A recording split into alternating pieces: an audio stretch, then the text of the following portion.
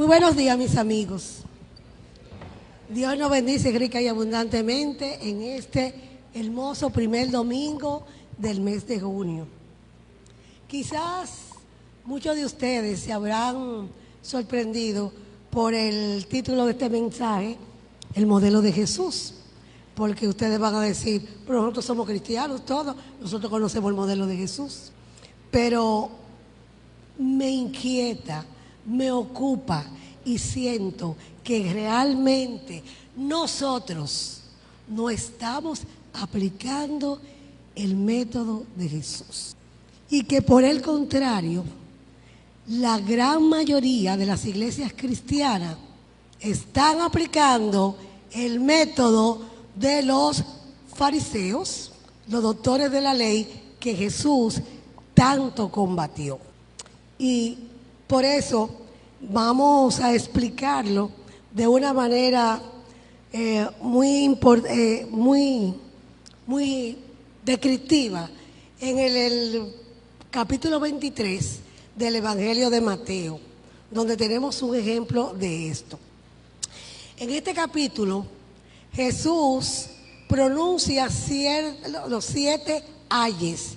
Los ayes son lamentos, advertencia de juicio que lo hace contra los escribas y los fariseos. Pero antes de pronunciar estos ayes, Jesús le dice al pueblo que lo estaba escuchando que los respetaran, que respetaran a los escribas y fariseos porque ellos tenían la posición de autoridad, pero que no los emularan textualmente, o sea, que no copiaran lo que ellos hacían.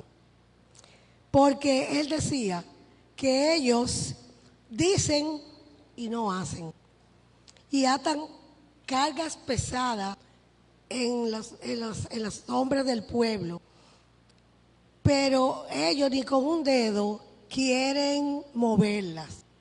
Y todo lo que hacen, lo hacen para que sea visto por los hombres. Jesús denunció la hipocresía, condenándolos por cerrar el reino de Dios y aprovecharse de los vulnerables, hacer juramentos absurdos y tener una religiosidad superficial que ocultaba sus corazones corruptos. Y Carmen Luno va a leer algunas partes que hemos tomado de este capítulo 23, versículos de 13 al 15 y 23 al 24. Pero les sugiero que en su casa posteriormente lo lean completamente. Hágase la luz. Amén. Mateo 23, 13, 15. Mas hay de vosotros, escribas y fariseos, hipócritas, ¿por qué cerráis el reino de los cielos delante de los hombres? Pues ni entráis vosotros, ni dejáis entrar a los que están entrando. Ay de vosotros, escribas y fariseos, hipócritas, ¿por qué devoráis las casas de las viudas? Y como pretexto hacéis largas oraciones, por eso recibiréis mayor condenación. Ay de vosotros, escribas y fariseos, hipócritas, ¿por qué recogéis mar y tierra para hacer un prosélyto? Y una vez hecho le hacéis 2 veces más hijo del infierno que vosotros. Mateo 23, 24. Ay de vosotros, escribas y fariseos, hipócritas, ¿por qué diezmáis la menta y el nervo y el comino y dejáis lo más importante de la ley, la justicia, la misericordia y la fe? Esto era necesario hacer sin dejar de hacer aquello. Guía ciego, que coláis el mosquito y tragáis el camello. Y la luz 6. Amén. Como vemos, Jesús era muy directo y decía lo que tenía que decir. Estos líderes, que eran los más conocidos, poderosos y respetados, Jesús le está echando en cara a ellos que su hambre de poder, dinero y posición los había llevado a perder de vista a Dios. y que su ceguedad se esparcía por todo el pueblo, y que eran unos líderes llenos de corrupción y de codicia.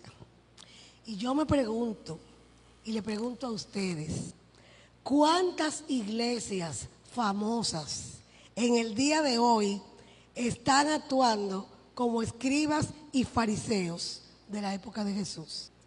Se lo dejo para que lo razonen, pero sabemos que hay muchas así. La mayoría de los líderes de estas iglesias famosas en el día de hoy están actuando como los escribas y fariseos de la época de Jesús, porque se creen poseedores de la verdad, la cual debe ser aceptada y manifestada por todos sus feligreses. De una manera casi inadvertida, se llenan de orgullo espiritual, que tanto daño está haciendo a sus congregaciones. Ellos representan lo que se ha llamado el síndrome del pedestal. Y el síndrome del pedestal es el que se manifiesta cuando nosotros idealizamos a un líder, a un maestro, a una pareja, etcétera. Cuando nosotros lo idealizamos como si fuera Dios. O cuando adoptamos una actitud de superioridad y perfección frente a los demás para ocultar nuestra vulnerabilidad. Los congregantes que idolatran a los líderes, directores de sus iglesias, cuando estos fallan, lo que es normal, porque somos humanos y desde el punto de vista humano todos fallamos, esto trae como consecuencia que los congregantes, muchos de los congregantes se frustren, deserten y se alejen de las mismas. Y lo más peligroso de esto, que no solamente se alejan de la iglesia, sino que se alejan del cristianismo, la filosofía que les da sustento. Porque muchos cristianos que se graduaron o que nos graduamos en filosofía, en la filosofía cristiana de nuestra denominación, cuando llegamos a ser líderes espirituales de la misma, a través de nuestro poder creativo y nuestro desarrollo espiritual, nos llegamos a creer con la autoridad sobre todos los que ministran, con poder de juzgar a los congregantes y exigirles modelos de conductas que han sido aprobados por ellos. Y todo esto es el orgullo por su evolución espiritual. Se vuelven egocéntricos y el ego se vuelve tentador de todas sus conductas.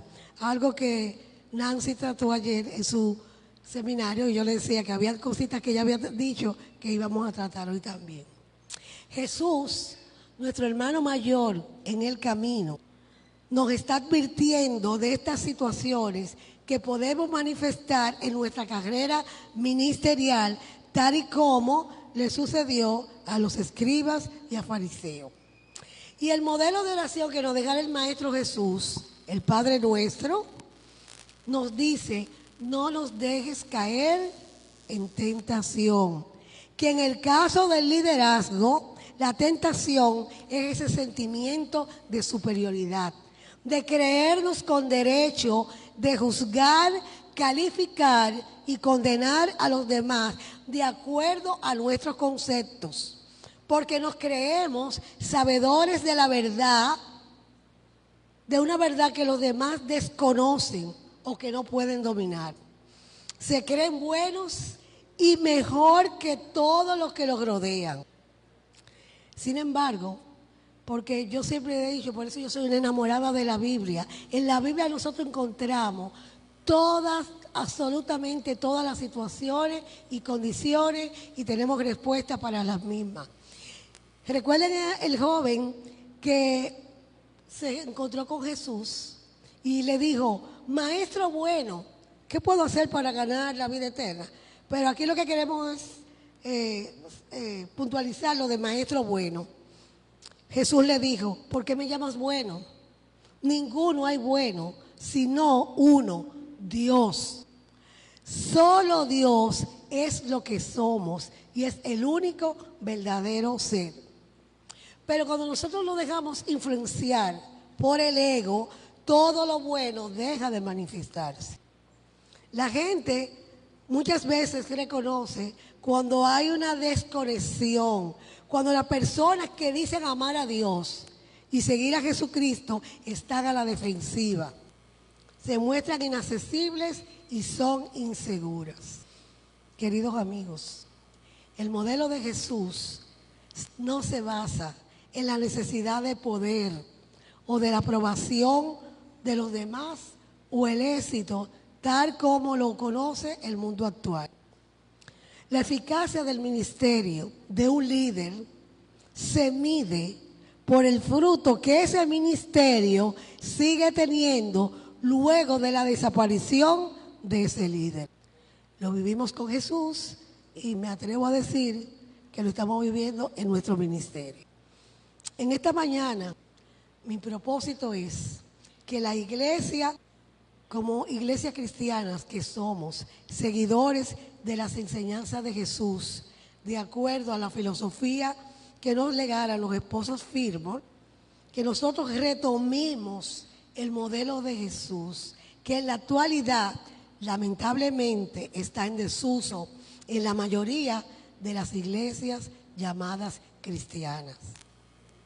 Jesús es nuestro modelo de crecimiento y servicio, porque Él fue un siervo obediente sirviendo a la agenda de Dios. Su servicio era de amor incondicional y el desarrollo del potencial humano.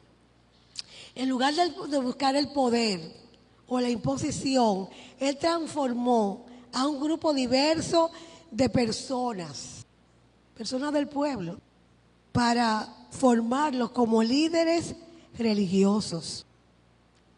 Y Él priorizaba en su enseñanza la empatía, que hablamos ayer de eso también, y de la compasión.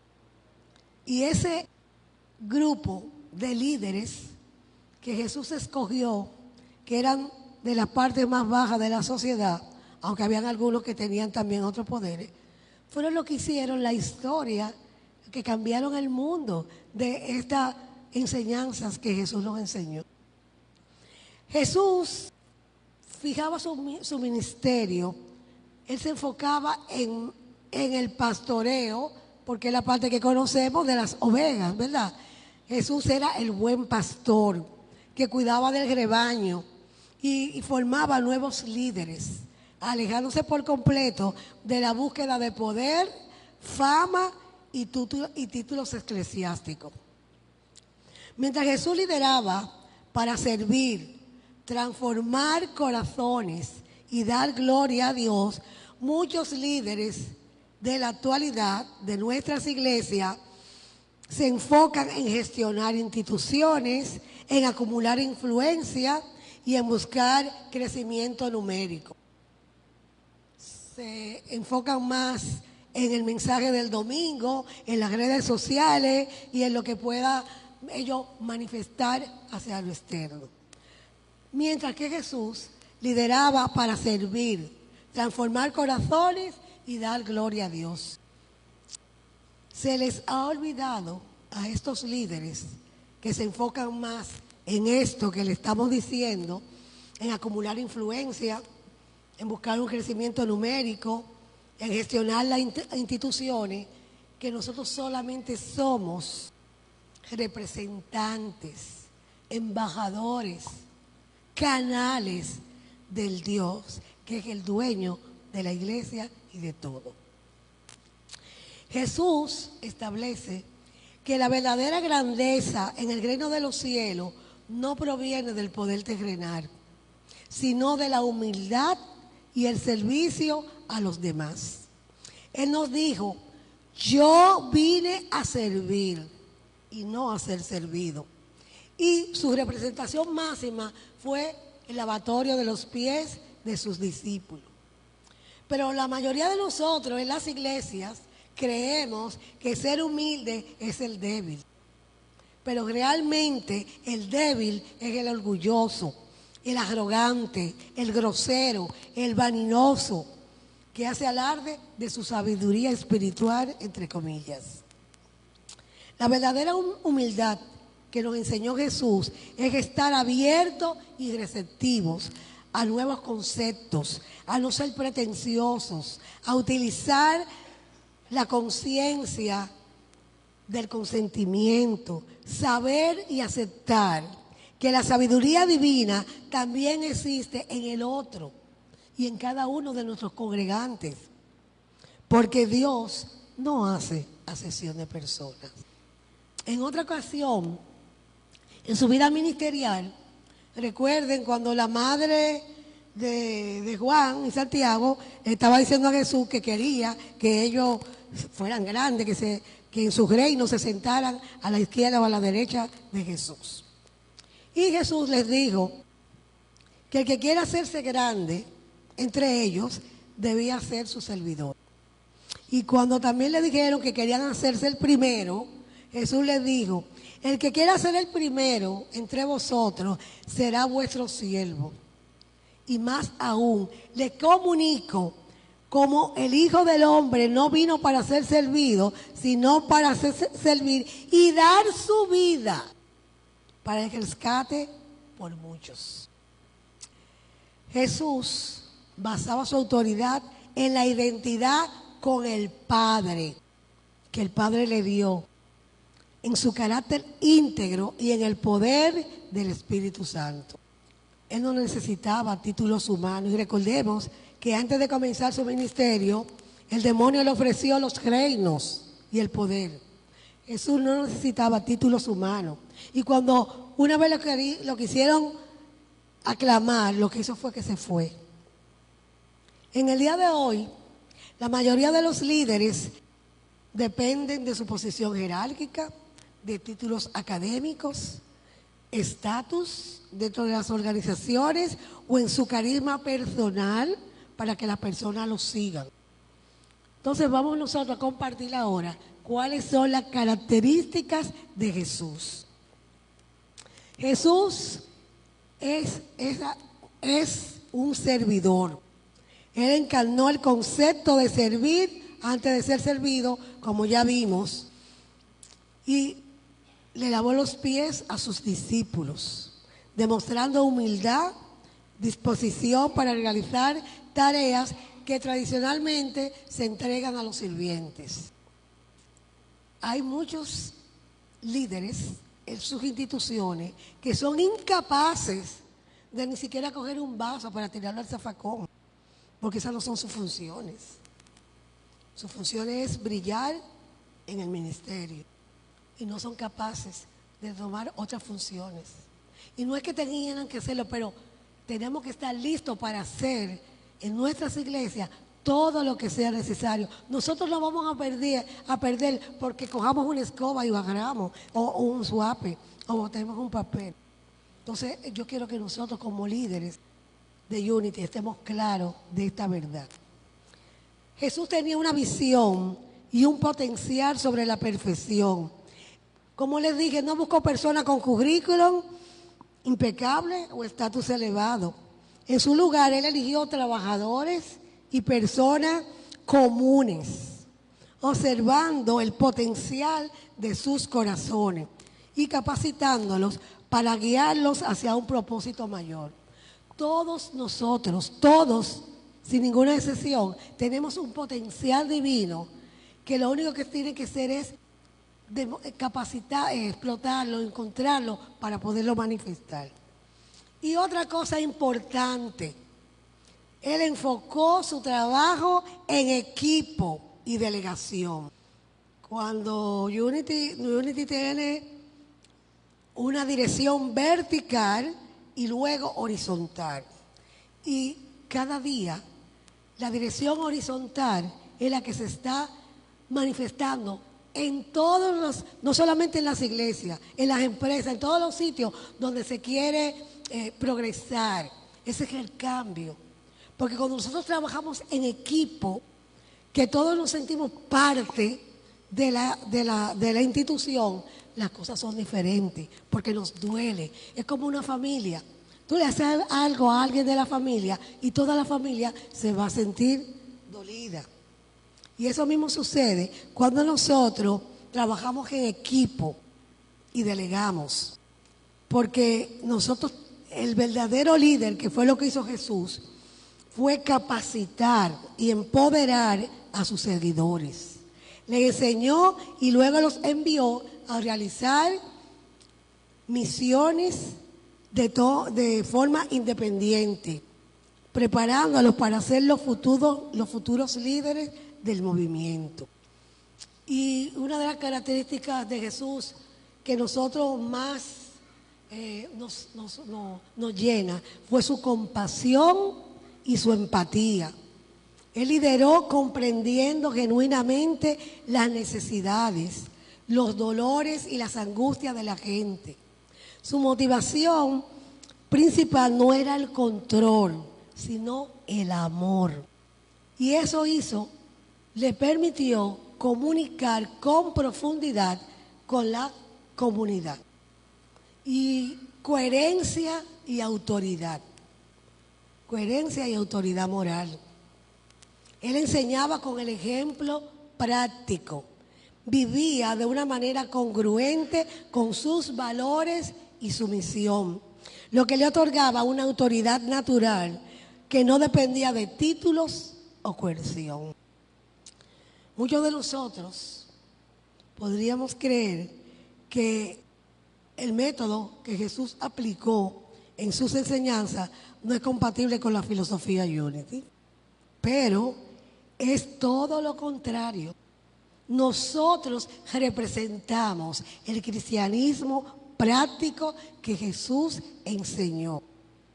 Y esto es posible porque nuestro cristianismo se basa en el conocimiento y el significado de Jesús, del Cristo y de Jesucristo.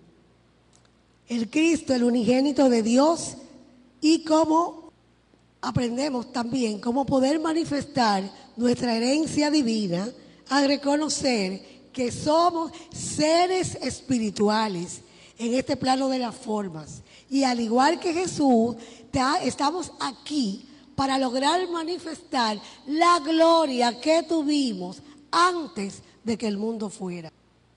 Y te lo demuestro con los conceptos emitidos por nuestro cofundador Charles Fillmore al fundamentar nuestra filosofía de cristianismo práctico. Nos dice Fillmore: el cristianismo práctico son las enseñanzas de Jesús aplicadas de manera práctica a la vida del hombre. No es un término explicado a una teoría arbitraria de origen humano, ni tampoco es una revelación para la humanidad por parte de un profeta cuya sola palabra se deba tomar como autoridad sin cuestionarse. En este respecto es diferente de la mayoría de los sistemas religiosos del mundo. A sus estudiantes no se les pide que crean en algo cuya verdad no pueda ser demostrada de forma lógica. De aquí que es el único sistema de religión ante la gente hoy día que, debido a su atractivo universal, a la razón pura del hombre, puede ser aceptado y aplicado por todos los países del mundo. Esa fue la visión de Fillmore. Y si nosotros realmente pudiéramos tener estas enseñanzas, el mundo sería totalmente diferente. Entonces aquí tenemos nuestros conceptos que ya les dije de Jesús. Jesús es el nombre que representa una expresión individual de la edad de Cristo, de la idea crística. Y Cristo es el hombre divino que mora en cada persona como su perfección potencial. Y Jesucristo es el cuerpo de todas las ideas divinas que existe eternamente en la mente del ser en mayúscula, como el Hijo único, engendrado de Dios, el Mesías o el ungido, y es el principio viviente activo en el hombre. Sabemos que el hombre en el sentido genérico, somos hombres y mujeres. Es el principio viviente activo en cada uno de nosotros, que somos coherederos con Cristo de todo lo que tiene el Padre. La creencia de que en el estado regenerativo vamos a ser como Jesús, quien llegó a ser el Cristo manifestado, nos guía a un deseo y un esfuerzo de alcanzar nuestra herencia divina eterna aquí y ahora. Porque sabemos que no hay nada más importante ni necesario para nuestras vidas y por eso debemos esforzarnos para poder alcanzarlo. Mi propósito en este mensaje es que para alcanzar nuestra herencia divina apliquemos el modelo de Jesús y para que al igual que Él poder manifestar el Cristo que en nosotros mora. Recordemos sus palabras en Juan 14:6. Yo soy el camino, la verdad y la vida. Y nadie viene al Padre sino por mí. No por Jesús, sino por el Cristo divino y viviente que moraba en Él y que mora en ti y que mora en mí. La decisión de seguir al Cristo, manifestada por Jesús como discípulo suyo, es costosa y altruista. Exige un examen radical de nuestro estilo de vida, que es egocéntrico. Recordemos sus palabras en Lucas 9:23.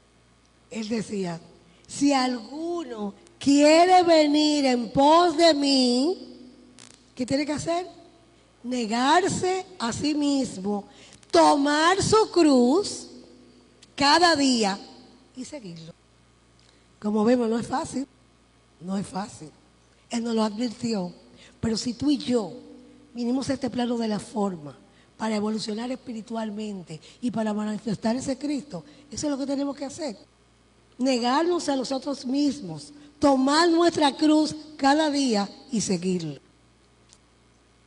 Jesús nos define el costo y el compromiso del discipulado. Él establece 3 condiciones fundamentales para seguirlo, como ya vimos. Negarse a uno mismo, tomar su cruz cada día y seguir sus pasos. Si estás dispuesto a seguirlo, serás un verdadero discípulo del reino de Dios en la tierra. Como cuando nosotros nos hemos unificado con ese Cristo, nosotros sabemos que verdaderamente todos nuestros pensamientos, sentimientos y emociones que están unificados a ese Cristo morador nos hacen poderosos. Tenemos poder de la palabra, poder de afirmar. Nos decía ayer Nancy que por la lluvia que teníamos, estábamos todos orando para que se pudiera dar el seminario. Y yo por lo menos me mantuve diciendo, orden divino, Dios está a cargo, todo está bien. Pero dice Nancy que ella a las 2 de la tarde se puso en la cocina de su casa y se acordó, lo que han leído el libro de Unity, de May Roland, una ministra Unity, que venía un tornado y en el nombre de Jesucristo ella mandó a parar el tornado. Y dice Nancy, que estaba unificada, que ella mandó a parar la lluvia y que ella sintió esa energía que salió de ella. Y en sentido general, a las 2 de la tarde, en la mayoría de los sitios se había ido la lluvia o había acampado. Entonces nosotros tenemos el poder, no solamente para eso, para curar, para manifestar la salud perfecta con la que fuimos creados. Estaba hablando con Carmen Luz el otro día y decíamos eso, que nosotros decimos que tenemos fe, que hablamos de sanación, pero realmente no lo creemos de verdad, porque no lo manifestamos. Nosotros tenemos que apropiarnos de esa verdad para nosotros poderla manifestar. Saber que somos sanos puros y perfectos. Pero tenemos que creérnoslo de verdad, no solamente decirlo con palabras bonitas. Cuando nosotros hacemos eso, que nosotros nos unificamos con ese Cristo divino y viviente que en nosotros mora, tenemos el control de Dios y operamos con un poder sobrenatural. Hay mucha gente que no son religiosos en el sentido estricto de la palabra. Sin embargo, tienen el poder de lograr manifestación de los llamados milagros, que nosotros sabemos en Unity que el milagro solamente es el cumplimiento de la ley. Ahora, ser siervo de Dios describe a alguien que entrega su vida a la fe, al servicio. Debemos tener un corazón de siervo, estar dispuesto a realizar las tareas más sencillas y atender a las mayorías reflejando al Cristo. Los siervos que tienen mente renovada tienen una perspectiva de la vida y un poder para vivir que son absolutamente únicos. El pensamiento correcto siempre precede a la acción correcta. Según cómo pensamos, vamos a actuar. Entonces, si nosotros tenemos un pensamiento correcto, la acción va a ser correcta. Dice alguien, y yo lo compartí porque lo creo que es así, dice que la humanidad ha llegado a ser tan mala hasta donde le ha sido posible. La depravación es una enfermedad universal de la sociedad. Nuestro mundo se dirige a una colisión con una eternidad sin Cristo, porque no queremos manifestar ese Cristo que mora en nosotros. Y entonces vamos a ir a una colisión porque no podemos tener una vida plena si no manifestamos al Cristo. Una sociedad que se caracteriza por la violencia salvaje y tenebrosa de su depravación y engaño. Y no sé a ustedes, pero a mí me ha impactado tanto la muerte del folclorista Iván Tejeda, que no sabemos los detalles, pero recordemos que su familia pidió que lo buscaran, pusieron una foto de él pidiendo que estaba perdido. Y yo me imagino que por la foto fue que el hospital, Darío Contreras, dijo que estaba allá. Según lo único que se ha dicho es que tuvo un accidente en la madrugada en la zona norte, en la zona este. Y aparentemente, creo, que le quitaron los documentos, porque no se sabía quién era, hasta que no vieron la foto. Y llegó allí por el 911. Y cuando tú llegas con el 911 o cualquier hospital o clínica, te tienen que recibir obligatoriamente, aunque llegues solo. Entonces, mis amigos, estamos desalmados, desprovistos de ese amor. Si vemos un accidente, en vez de ayudar, o vamos a robar o vamos a atacar fotos. Si una persona tiene la están atracando, en vez de acudir o de llamar, sacamos fotos. Recuerdo en estos últimos días del chofer de Constanza, que fue al cuartel de la policía a la puerta pidiendo ayuda. Dice, ¿me van a dejar que me maten? Nadie hizo nada. Y lo mataron. Entonces, mis amigos, por eso es que estamos viendo tantas desgracias, porque nos hemos endurecido de corazón, porque nos hemos olvidado realmente de lo que Jesús vino a enseñarnos, a manifestar ese Cristo que en nosotros mora.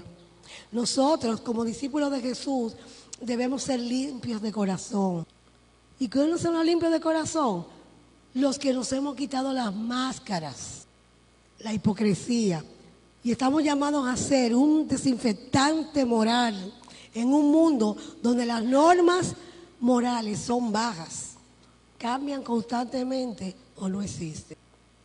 Debemos ser la sal de la tierra, como lo decía el maestro. La sal es un agente sanador. Cuando nosotros comemos sal, tenemos sed. Y la sed nos ayuda a digerir todas las cosas que estamos probando. Y agrega sabor y gusto a la mayor parte de los alimentos. La sal no se parece a ningún otro sazón. Los siervos de Cristo agregan gusto a la vida, un sabor que es imposible de lograr sin ello. Y esta sal dice que debe expandirse para lograr su propósito, no se puede acumular. Los siervos de Cristo también debemos ser la luz del mundo y brillar en una sociedad desesperadamente perdida, abandonada a su propia suerte. Nosotros no debemos limitar la luz. Ella brilla en silencio, no hace ruido ni exhibición grande ni llamativa. Simplemente brilla, da dirección, no necesita decir palabras ni pronunciar sermones. Es una luz en medio de las tinieblas. Brilla en todos los ambientes, en los cristianos, en los evangélicos, en los apostólicos, en los ateos.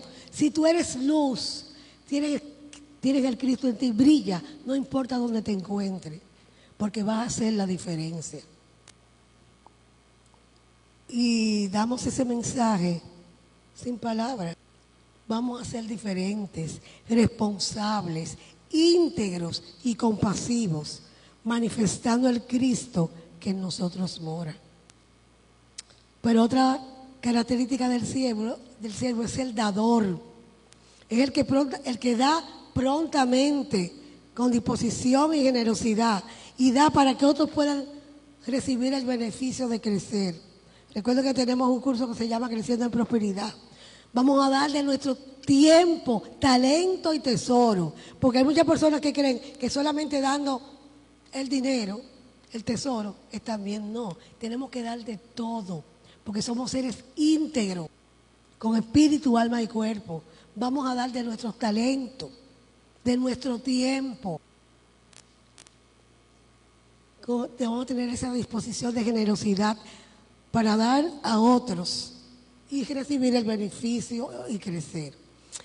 Y a propósito, yo tengo una pequeña historia, yo creo que otras veces yo le he contado, pero de otra forma. Pero esta nos habla de un niño huérfano que estaba en la vitrina de una pastelería y veía al panadero amasando el pan, haciendo bollos y entrándolo en el horno. Y el niño estaba impactado, como están ahora los niños chiquitos con los celulares. ¿Ah? Bueno, pasó un soldado que estaba por ahí y se quedó mirando al niño. Y se desmontó de su vehículo y le dice al niño, ¿tú quieres un pan de eso? Y el niño le dijo, sí. Entonces él fue al panadero, le compró 2 o 3 bollos, panes, lo puso en una funda y se lo llevó al niño. Y el niño, y entonces luego de darse, se voltea para irse.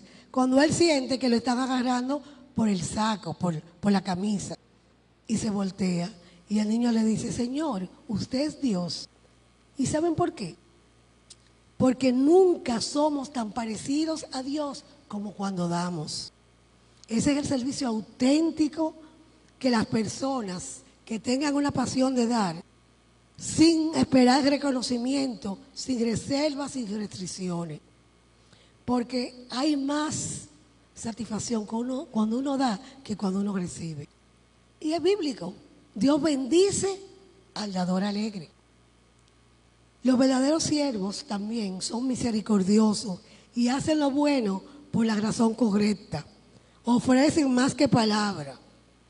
Nosotros, como cristianos practicantes, estamos aptos, como ya les dije, para aplicar el modelo de Jesús en nuestras vidas y en nuestras iglesias. Estamos conscientes de que la sabiduría divina y el entendimiento que tenemos y que seguirá aumentando si nos mantenemos estudiando, proviene de la mente de Dios y no de la arrogancia del yo pequeño. Cuando nosotros nos centramos en ese espíritu activo, encontramos nuestra fortaleza. No dependemos del mundo externo para nuestro bien, ni de otros, porque la voluntad de Dios es el bien absoluto para cada persona. Cada uno de nosotros somos sus hijos amados. Y vuelvo y les reitero, Dios no hace acepción de personas. Jesús medía el éxito en temas de obediencia y madurez espiritual. Debemos ser cuidadosos de no ser seducidos, como ya les dije, por el síndrome del pedestal, buscando el reconocimiento público, privilegios especiales y la sumisión ciega de los congregantes. Al igual que Jesús, también, que eso es parte de nuestra autenticidad, mostremos nuestras emociones. Recuerden que Él lloró públicamente cuando iba a resucitar a Lázaro y pidió oración a sus discípulos en Getsemaní. Y esta es una manera de vivir de una forma transparente, a diferencia de muchos líderes actuales que con frecuencia proyectan una imagen de perfección, invulnerables, ocultando sus debilidades y aislándose por temor a perder autoridad o reputación. Como líderes, nosotros tenemos que ser la luz para guiar a los demás, para que ellos descubran esa luz que es en ellos, que está oculta, para que puedan seguir el camino trazado por Jesús para su crecimiento espiritual. De esa manera nosotros reconocemos el yo soy que en nosotros mora. Porque definitivamente todos, absolutamente todos, somos valiosos, porque todos fuimos hechos a imagen y semejanza de Dios. Y tenemos que estar claros que nuestro liderazgo no está impulsado, no debe estar impulsado por la necesidad de poder, de la aprobación de los demás o el éxito tal y como lo define el mundo. Debemos cuidar nuestras iglesias, no por la obligación o ganancias materiales, como nos dice Pedro, apacentar la grey de Dios que está entre vosotros, cuidando de ella, no por fuerza, sino voluntariamente, no por ganancia deshonesta, sino por ánimo pronto. Y aquí tenemos el modelo de Jesús, que nuestra amiga Carmen Luz bajó porque ella, como que, ¿verdad? Venga a leer esto usted. Este es el modelo de Jesús en el ministerio, porque estábamos hablando en sentido general de su vida. Ahora lo vamos a ver las características de su modelo ya a nivel ministerial. Enfoque individual con todas las personas, manteniendo relaciones armoniosas dentro y fuera del ministerio. Inspirar a la congregación con integridad como uno de los valores integrales de Unity, en vez de imponer órdenes en forma arbitraria. Valorar cada miembro por su identidad con Dios, no por utilidad, recurso o posición en la organización. Eso es muy importante, ¿eh? Quiero que nos lo afinquemos de verdad. Vuelve y repítelo, por favor. Integrar a los congregantes. Valorar cada miembro por su identidad con Dios, no por utilidad, recurso o posición en la organización. Integrar a los congregantes con cada uno de los ministerios de servicio a la congregación. Trabajo en equipo con los líderes activos y responsables para el crecimiento de la iglesia de forma responsable. Todos somos líderes. Ayer también se dijo, todos somos líderes, todos somos estudiantes de la verdad. Y cuando nosotros hemos desarrollado un poco más nuestro crecimiento espiritual por medio del estudio de nuestra filosofía, eso no nos hace a nosotros superiores a los demás. Simplemente tenemos un escalón para guiarlo, para seguir todos esos caminos trazados por Jesús. Y yo quiero, mis amigos, que ustedes entiendan que así es que debemos de gobernar nuestras iglesias, pensando en el todo y saber que Dios está a cargo, que esta es su iglesia, que nosotros simplemente somos sus administradores y que todos y cada uno de ustedes y yo somos iguales ante Dios, que se merecen respeto, que se merecen amor y consideración. Entonces, mis amigos, yo les he presentado una perspectiva de este modelo de vida de Jesús, tanto en la vida diaria como en el ministerial. Nosotros lo consideramos él nuestro líder y guía en el camino de perfección Y al igual que Él, al igual que Él, manifestar el Cristo que en nosotros mora en este plano de la forma. Sabemos que no es fácil, como ya les dije. Él mismo nos advirtió al hacernos conscientes de que debemos tomar nuestra cruz en este camino de perfección. Mi recomendación, porque nosotros no damos consejos tampoco. Unity no da consejos, y aunque ustedes vean que dice consejería, fue una mala, ¿cómo se llama? Traducción. Realmente nosotros no damos consejos, porque el Cristo en cada uno de nosotros, esa sabiduría divina está ahí. Nosotros oramos y nos unificamos con la persona para que encuentre su respuesta. Entonces, pero yo les recomiendo que profundicemos en el estudio bíblico, porque como les dije, la Biblia es nuestro manual de comportamiento para todas las situaciones y todas las decisiones. Pero si queremos manifestar más el modelo de Jesús, vamos a los evangelios y a una persona que aunque no tuvo prácticamente con Jesús, entendió, porque fue enseñado por el Espíritu Santo a través del Cristo, que son las cartas de Pablo, donde nosotros conocemos realmente la esencia de nuestra filosofía de vida. Nuestra reverenda Carmen Fe estaba muy clara en relación al servicio de que como cristianos practicantes debemos desarrollar. Y cuando nos graduamos, los primeros 4 ministros licenciados aquí en Unity, de los cuales quedamos 2, porque hay 2 que pasaron al otro lado de la vida, que fue el arquitecto Juan Alejandro y la doctora Mercedes Guerrero. De ese grupo quedamos Enrique Amorós y yo. Nuestra reverenda nos regaló un libro que se llama Te desafío a servir, de Charles Swindoll. Y yo le quiero compartir la dedicatoria que ella me hizo a mí en ese regalo. No sé lo que le puso a los otros. Ella me dice aquí: bendiciones, Carmen Magalis. Servir es entrega, amor. La ley es muy severa con los que decimos ser servidores, porque el orgullo espiritual es muy sutil.